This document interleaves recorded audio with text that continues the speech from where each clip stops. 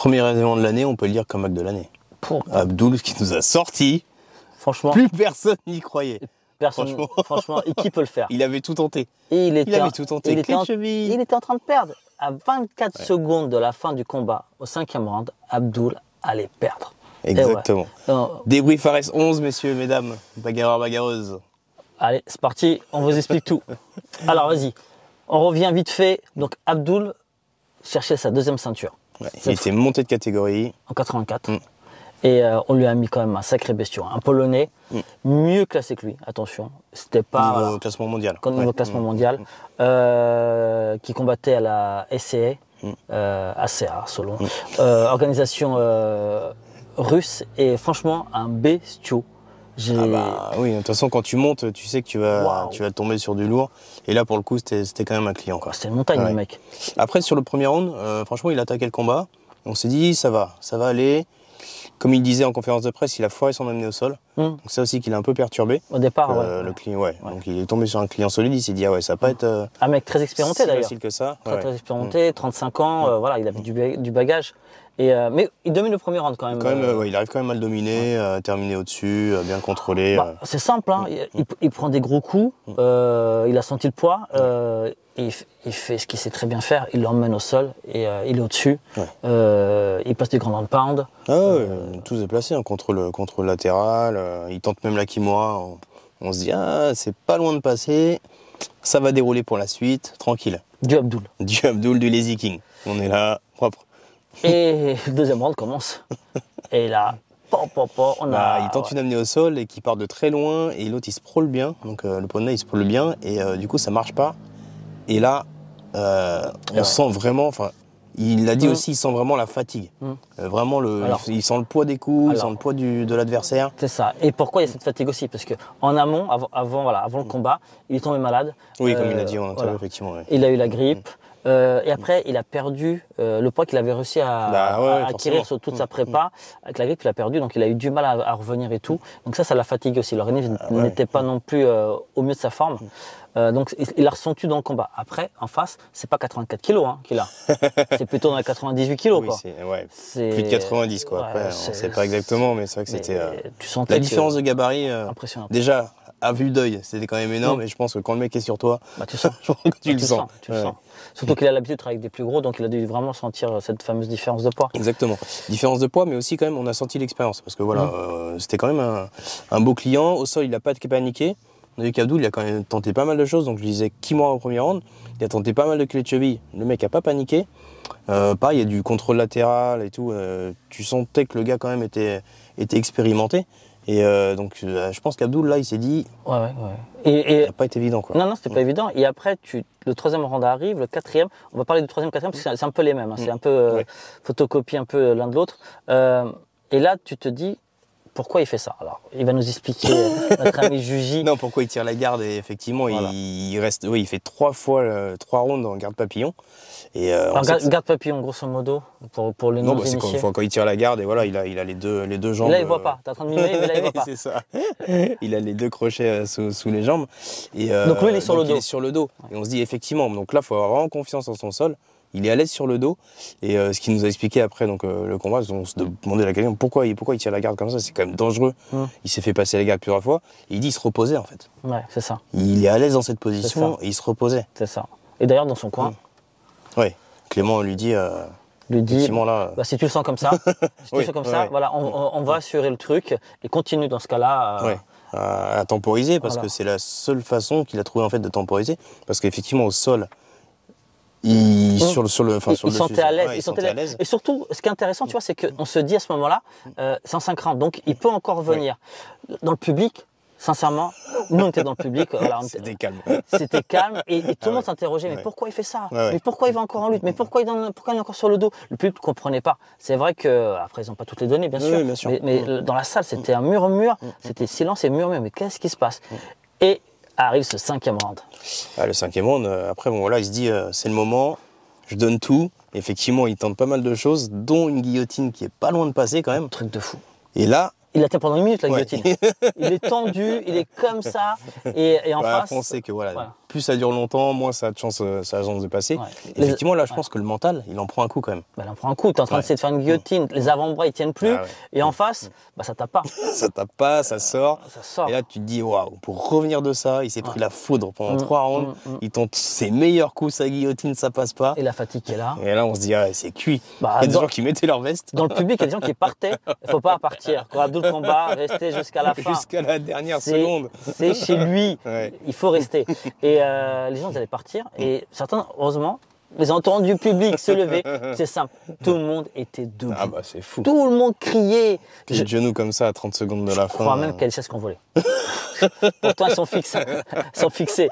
La légende dit qu'il y a des chaises qui ont volé. Mais non, franchement. Donc, qu'est-ce qu'il fait? Vas-y, explique-nous un peu pourquoi il remporte ce combat à 24 secondes de la fin. Qu'est-ce qu'il a osé faire? Ça part en clé de genou, quoi. Une clé de genou. Non, mais imagine une clé de genou. Ah bah, faut avoir confiance en son sol, hein. Encore une fois. Clairement, je pense qu'il y a qu'un Abdul ou des gars ultra en confiance, parce qu'il sait qu'il perd le combat. Et il a tenté ses meilleurs coups, quoi, c'est ça. Il a tenté les clés de cheville, il a tenté la kimura, il a tenté l'étranglement, il va passer, et il sort la clé de genou. Franchement, merci pour ce combat. Merci aux deux, parce qu'en face, c'était quand même... c'était du... franchement, c'était du haut niveau. Je pense que c'est pas Abdul. On a le nouveau champion, c'est le Polonais. Plié, hein. C'est plié. Et d'ailleurs, j'espère qu'on va le revoir, le Polonais. Hein. Parce qu'Abdul, il nous l'a dit après, il redescend 77 kilos. Il a tenté... Il a réussi ce pari. C'était un one-shot. Il a la double ceinture, double champ, pour une bonne raison. Il faut aller à l'UFC. Il faut qu'il avance dans sa carrière. UFC revient en France. Donc voilà, le but, c'est d'aller chercher l'UFC et d'avancer dans sa carrière. Exactement. Et on veut les t-shirts Lazy King. La sortie. On veut. Abdul, là. On veut. Et de toute façon, annonce-nous ça. Abdul, on se retrouve bientôt en débrief à la bagarre. Et Clément aussi. Et Clément, forcément. Forcément. Le second combat, c'était Amoun contre Giles. Oh là là là là là là. Bon, Amin, à un moment donné, voilà, il fallait qu'il vienne remporter un combat. C'était ça. En face, c'est un sacré client. Bah surtout la différence de taille, qui est quand même impressionnante. Et sur l'allonge, à la boxe, je pensais que ça le gênait plus que ça. Bah, Giles, le premier round, quand même, je pense qu'il était gêné, quoi. Plus de 10 cm d'avantage. Et alors, pour moi, combat en 3 rounds, donc, qui est encore jusqu'au bout. Pour moi, la clé de ce combat-là, il y en a plein, ils vont te dire c'est mental, c'est ceci, cela, tout ça c'est vrai. Mais en termes techniques, c'est vraiment la distance. C'est que Giles à raccourcir souvent lui-même la distance. Alors qu'il est plus grand, il a plus d'allonge. Et donc, il rentrait dans la mi-distance, ce qui permettait justement à Amin de travailler en anglaise. Et même finalement, parce qu'il n'y a pas tellement de lutte. Moi, je pense que la clé, ça aurait été la lutte pour Giles. Pour Odella, Il aurait dû l'amener au sol, parce que je pense que debout, effectivement, il n'arrivait pas à trouver sa distance. Non, il n'avait pas trouvé sa distance. Soit il était trop loin au début. Et après, c'est vrai qu'Amin en face, ça débite. Amin, du volume, du coup, du beau combo. Beaucoup de cardio. Beaucoup de cardio. Et il a gardé ce qu'il avait amené sur le combat de Damien. Sur le deuxième combat, c'est les coups de pied sur le genou. Les coups de pied, les oblique kicks. Pour stopper la progression, quoi. Mais ça l'a vachement aidé, C'est vachement efficace. Et sur les plus grands, en fait, ça marche quand même bien. Après, il y a eu un peu des axements aussi du côté de Amin. Mais c'est vrai que là, pour le coup... Après, au troisième round, ça s'est rééquilibré un peu. Il y a un coup de coude qui est parti, je crois. En tout cas, il y a l'arcade qui a été ouverte d'Amin. Et là, il y a une accélération de Gies. Mais franchement...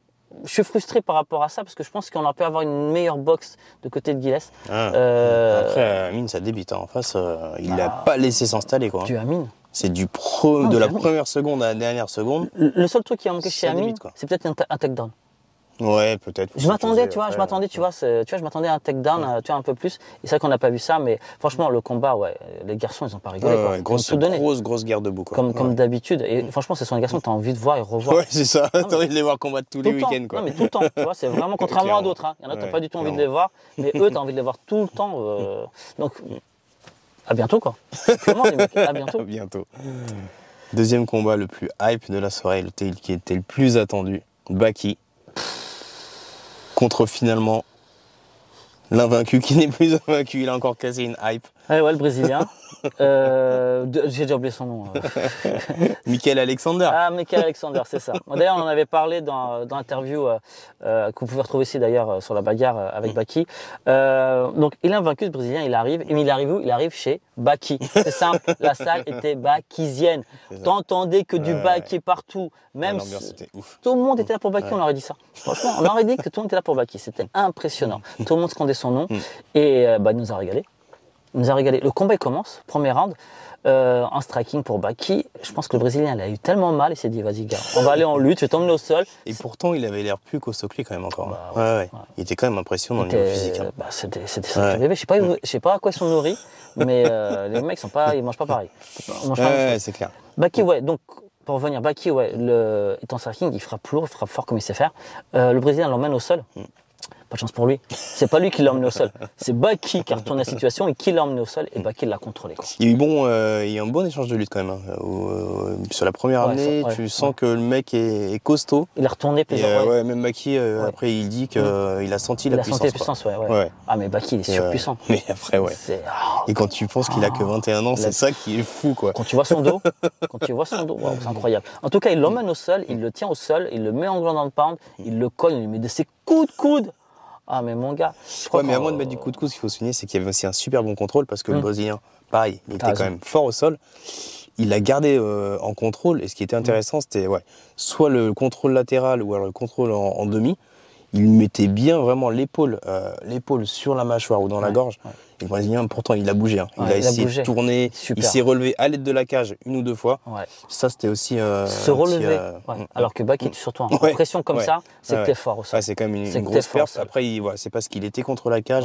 Et je pense que s'il y a des petits ajustements à faire, je sais que son père, il va lui dire tout ce qu'il a mal fait dans le combat. C'est de l'amener au milieu de la cage. Mais tu vois, si on revient vite fait avant de continuer, on a eu Baki striker, on a eu Baki lutteur, et là on a eu Baki au sol. Franchement, on a eu voilà. Il est complet. Les trois versions de Baki. Et encore, on a encore l'impression qu'il n'a pas tout donné, quoi. Oui, tu sens qu'il va encore progresser. Mais tu vois, c'est ça qui est fou. Mais tu vois, c'est sûrement le Baki qui a pris le moins de coups aujourd'hui. C'est le Baki, tu vois, qui a été... Moi, je trouve que ces trois derniers combats, c'est celui où il a où il a été le plus performant parce qu'il n'a pas pris de coups. Après, il était dominant, en plus il a ouvert au premier round. Exactement, c'est ça. Il a dominé tout le combat, il a gagné tous les rounds, mais de toute façon, il gagne tout le temps tous les rounds. Il perd pas les rounds. Mais voilà, et tu sens qu'il y a il y a encore une amélioration. Maintenant, il faut qu'il finalise. C'est sûr. Après, c'est ça aussi. Sur le troisième round, il cherchait le coup dur quand même. Il cherchait le coup dur. Il était en striking.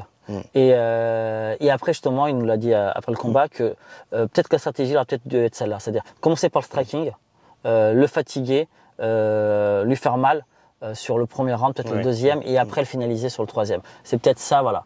Mais on n'en doute pas, il va finaliser très très vite.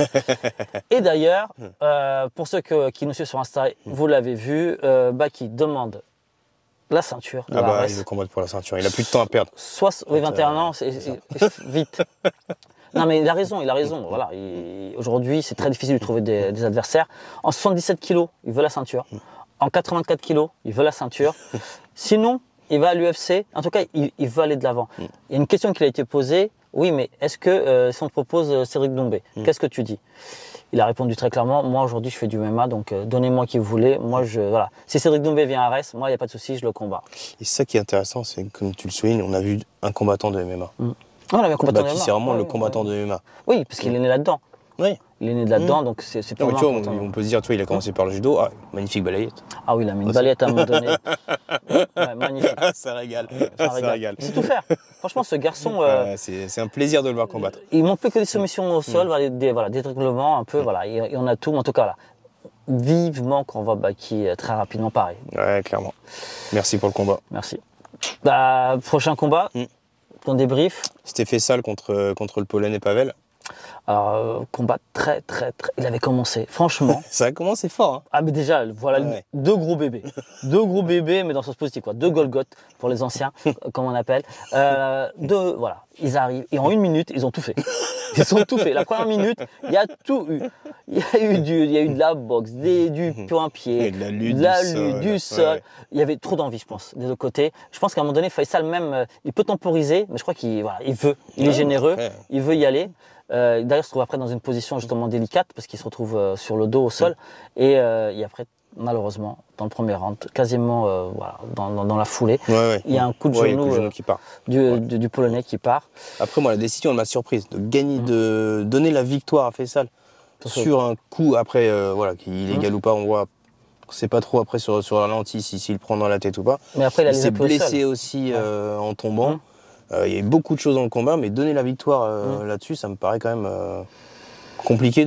Enfin, pour moi, c'est un no contest, quoi. Bah, moi, je m'attendais à un no contest comme toi. C'est vrai que ça nous a paru un peu bizarre, mais bon, après, on n'est pas dans le secret des dieux d'arbitrage, hein, mais ouais, pour le coup, en tout cas, on espère revoir Faisal très rapidement parce que des combattants qui ont envie, c'est toujours intéressant. Bon, après, on n'a pas pu voir ce qu'on aurait aimé voir. Ce qu'on attendait, quoi, effectivement.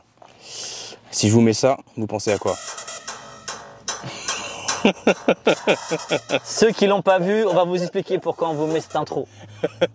Alexandra Tekena qui combattait une Anglaise. C'est sa musique sur laquelle elle est rentrée, simplement. Quelle entrée avec un t-shirt dédicace à son coach. On veut le même t-shirt. Pareil, ouais. On veut le t-shirt de Johnny Frachet. Dédicacé de Johnny Frachet. Ah, franchement. Faut que tu nous le signes, Johnny. Celui-là. Magnifique. Et magnifique combat. Alors après. Bien sûr qu'il était magnifique ce combat. Ah, vite, on revient. Bonus offensif pour Baki. Et bonus soumission de la soirée pour Abdou. Ce qui est logique. Revenons donc au combat, excusez-moi, d'Alexandra. Alexandra, pourquoi je dis ça? Parce que elle nous a régalé. On lui a envoyé un petit message en plus à la fin du combat parce que c'est vrai, on a kiffé ton combat parce que les coups de coude, les coups de genoux. Parce que coups de coude et coups de genoux, enfin, on en a vu, c'est ça. Franchement, merci. Voilà. Merci, ça régale. Merci. Johnny l'avait dit, ouais, vous allez en voir et c'est vrai, on en a vu. Et en face, c'était quand même un bon niveau, je trouve, en striking. Un très bon niveau en striking. Parce qu'Alex, son petit défaut, c'est encore pareil, c'est qu'elle met du temps à démarrer, quoi. Super combattante, mais qui roule au diesel. Tu vois, donc à un moment donné, il faut mettre du super pour une super combattante. C'est dommage parce que tu mets ça au premier round, ça termine direct. Mais tout de suite. Premier round, d'ailleurs, on peut même se poser la question si c'est pas son adversaire peut-être. Le premier round est très serré. Pour le coup. Et le deuxième round, là, tu rigoles plus, quoi. Tu vas, coup de genou sauté, coup de coude au clinch, coup de genou, et tu l'as fini, rien à dire. En plus, tu nous avais dit, vous avez réveillé le monstre, vous allez voir ce qui va se passer. Et on a vu. Elle a vu surtout. Nous, on a vu, elle l'a senti. Mais et tu as dit que tu voulais faire mal, et donc, c'est fait.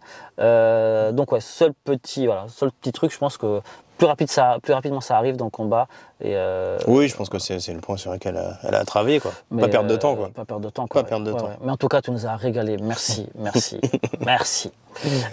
Autre combat. Une autre combattante qui avait la salle acquise à sa cause, c'est Assia quand elle est rentrée. Alors là, franchement, si tu dis quelqu'un qui combat à la maison, effectivement, c'est Assia.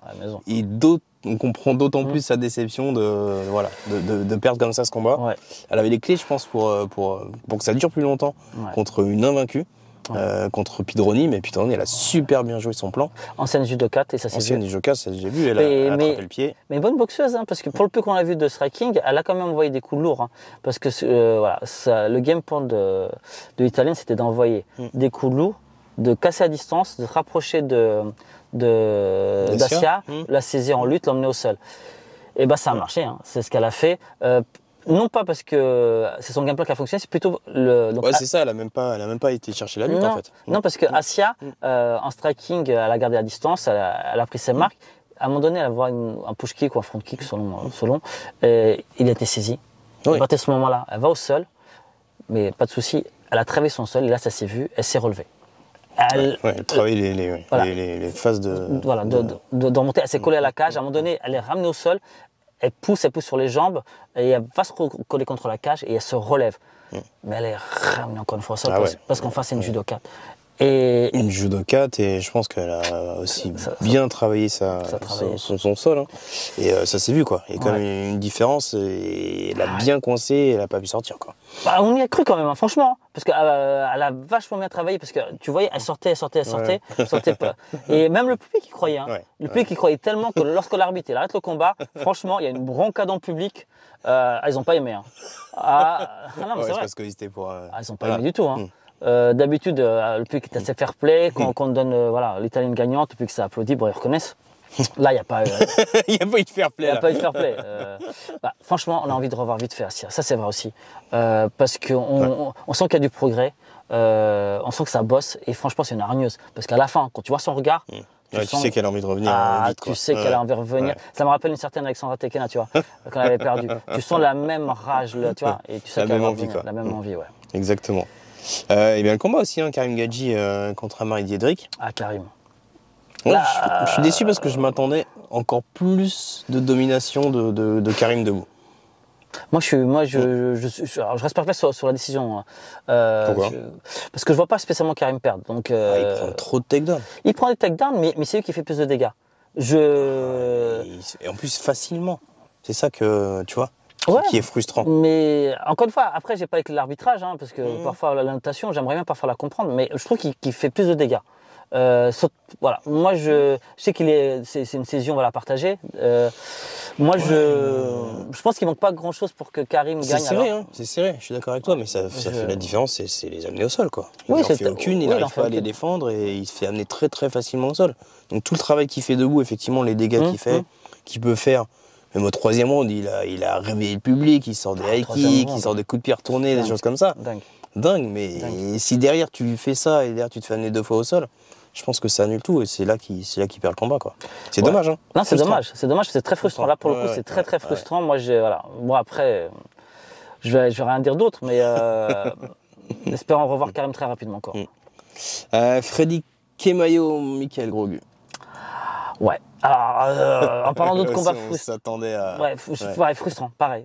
Trop court. C'était bien, hein. C'était bien pour celui parce que pour le public, il y a eu de l'action et tout. Frustrant pour nous parce que on connaît les deux garçons, donc on sait qu'il aurait pu avoir peut-être. Ouais, et puis ils nous ont vendu un beau combat. On s'attendait à la guerre. Et la guerre n'a pas eu lieu. Il n'y a pas eu lieu. C'est on n'a pas eu l'occasion de parler avec Freddy, donc c'est vrai qu'on ne sait pas les raisons. On sait simplement que tout au début, il essaie de mettre un low kick. Il me semble qu'il perd l'équilibre sur son low kick. Lorsqu'il le donne, il se retrouve sur le dos. Ouais, c'est compliqué, quoi. Et après, Michael, franchement, la force de la nature. C'est ça, quoi. La force de la nature. Il te tombe dessus. La force du Groden Pound en plus derrière. Tu peux rien faire. Non, mais tu peux pas. Très peu en tout cas, pourrait survivre à Michael, sans déconner. En plus, avec la vie, avec sa détermination, et son envie, c'est quasiment impossible. Je suis d'accord avec toi. Jordan Zebo, victoire par décision unanime. Ouais. Alors, par contre, les gars, la prochaine fois, donnez quelqu'un à Jordan du même poids. Parce que là, ils ont donné un gars qui faisait pareil. C'était un monstre. Ils l'ont pesé à combien, ce garçon-là? Jordan lui est arrivé au nombril. C'est vrai que le gabarit du Brésilien était impressionnant. Quoi. Ouais, impressionnant. Ouais. Et Jordan, là, ça se voit que c'est un combattant de MMA. Par contre, le seul petit bémol du combattant de MMA qu'on a vu ce soir, c'est peut-être sa boxe. Bon, après, en face, c'était très très grand. C'était vraiment quelqu'un qui était très grand. Tu mettrais quand, Max, tu parles vraiment la boxe. Sa garde ou juste sa boxe? Après la garde, c'est vrai que son coin... Son style. Son coin lui a énormément crié, lève, parce qu'en face, ça touchait. Parce qu'il était plus grand, là, pour le coup. Il était plus grand, ça touchait. Donc, on n'a pas vu de désaxement, il restait en ligne. C'est vraiment, Par contre, au troisième round, lorsqu'il a envoyé des low kicks, ça n'a pas rigolé, hein. Parce qu'au troisième round, il a envoyé une série de low kicks, ça fait des dégâts. Il a fait les takedowns aussi. Et il y a eu cette série de takedowns. Est-ce que les gars de la cage, Fernand, vous avez transpiré un petit peu quand il a commencé? C'est ça. Sa série de takedowns. Je pense qu'ils lui ont dit pour qu'au troisième round, il arrête d'en faire. Mais il a fait des takedowns encore de folie, quoi. Ouais, ça régale. De folie. Ça régale, mais par contre, ça tape dans le cardio. On a vu qu'au troisième, ça soufflait. Hein. Ça soufflait, c'était fatigué. Après, l'adversaire est plus lourd en face. Il a débité, il a régalé, il ne s'est pas économisé. Non, l'adversaire aussi est fatigué. C'est vrai que sur le troisième... Nascimento aussi il est fatigué. Hein. Il est fatigué. Les deux sont fatigués, encore un Brésilien d'ailleurs. Mais par contre, c'est vrai que décision unanime. Donc et franchement, il n'y a rien à dire. Clairement, Seul bémol, encore une fois, on répète. C'est vraiment pour être tatillon, quoi. Après, quand tu as des garçons comme ça, forcément, tu es obligé d'être tatillon. Sinon, C'était quoi ton bémol? Non, mon bémol, c'est le boxe. C'est vraiment la boxe. C'est vraiment la boxe. Et le fait de rester en ligne contre un grand, lorsque tu es en boxe, tu restes en ligne contre un grand, c'est pas possible. Il faut rentrer dans la mi-distance ou alors il faut. Mais bon, il a gagné. Donc, que veux-tu? C'est normal, c'est comme ça, c'est Zebo.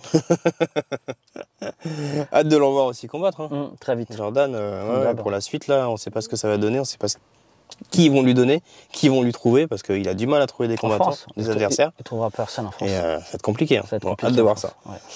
Petite révélation de la soirée, hein, Kevin Suarez. Franchement, on ne connaissait pas le garçon et il nous a impressionné. Quel combat, quel finish. Non, quel finish, ouais.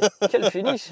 Ah, franchement, là, il mérite un petit bonus quand même. Hein, oui, je pense oui. pour, franchement, je sais pas s'il y a rookie de la soirée ou découverte de la soirée. En tout cas, nous, on l'a découvert, sincèrement. On ne connaissait pas. Et on va te dire la même chose que tout, à chaque fois qu'on est content, quoi. On a envie de le revoir tout de suite. C'est ça. En plus, non, mais sans blaguer, parce que il a l'air de sortir indemne de son combat et c'est pas trop dépensé.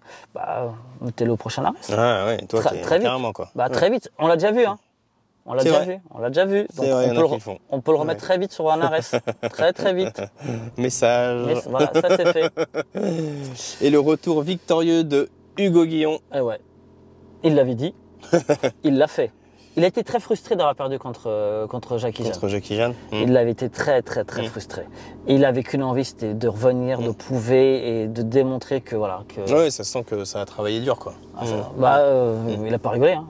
Non, mais c'est vrai, ça s'est vu, tu vois. Au moins, les garçons, tu vois, qui parlent et qui font derrière, ça montre leur détermination, ça montre leur travail, ça montre leur motivation, ça démontre tout. Donc, ça a payé. Donc forcément, pareil, hein, il faut revoir, voilà, c'est ça qu'on veut voir. C'est ce type de combattant, d'athlète. Voilà. Après une défaite ou après une victoire, quoi qu'il arrive, il y a du boulot. Voilà, donc on se retrouve très vite. On a tout dit. Bonne soirée, parce que nous on va se coucher, il est 3h40. Pour ceux qui ont loupé cette soirée, franchement, il y a du combat à revoir. Il y a du combat à revoir, il y a du beau combat, il y a du rebondissement, il y a tout. Merci encore Arès pour cette soirée, merci pour la carte. Allez voir le finish d'Abdoul, quand même. Non, tout le combat. Tout le combat, mais le finish d'Abdoul, il est fou. Vas-y, on y va. Merci beaucoup. Allez, nous on rentre. Allez, vas-y. Hop.